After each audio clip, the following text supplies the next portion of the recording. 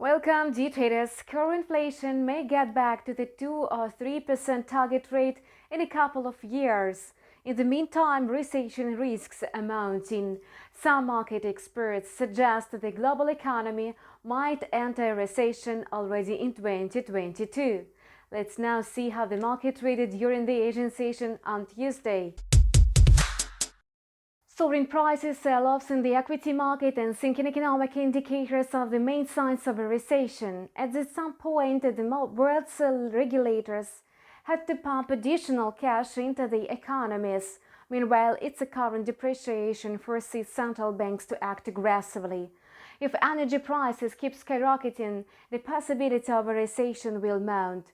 Goldman Sachs analysts now see a 30% probability of a recession in the United States next year. The Reserve Bank of Australia says prices could peak at 4% in the fourth quarter of this year, and the Reserve Bank of Australia Governor Philip Lowe sees inflation at 2 to 3%, while the level of interest rate depending on further economic results.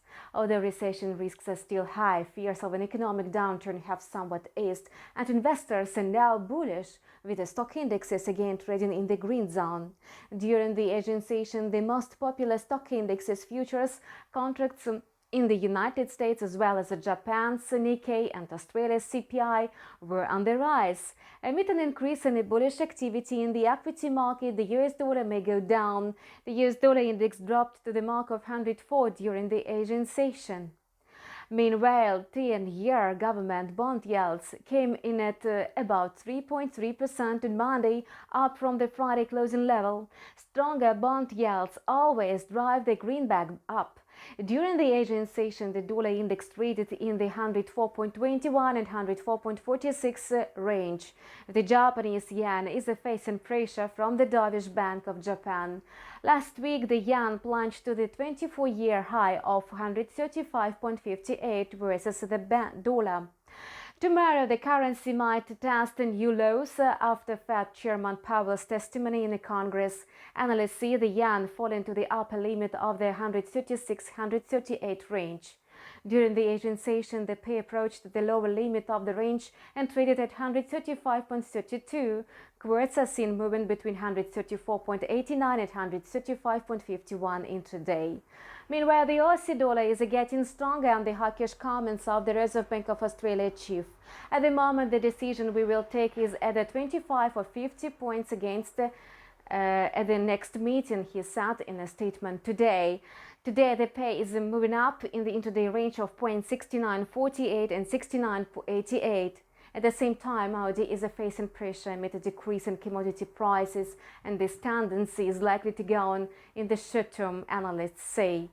This means that the pair might trade in the 0.60 and 0.70 range in the next several months, and today the Aussie dollar is at 0.6973 and this level is already in the range. The Kiwi has managed to plummet and soar today. The Best Consumer Confidence Index released today revealed a fall to 78.7 in June from 92.1 in March, the lowest level ever seen.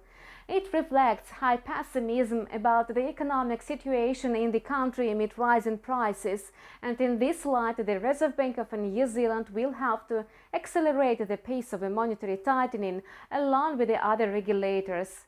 During the Asian session on Tuesday, the Kiwi traded at 0.6359 against the dollar.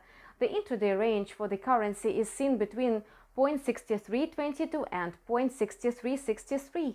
So markets are now awaiting the two-day testimony of a Fed Chair Jerome Powell in the Congress, scheduled for Wednesday and Thursday.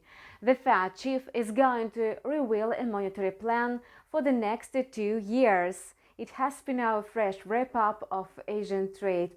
See you in our next video on the InstaForex TV channel.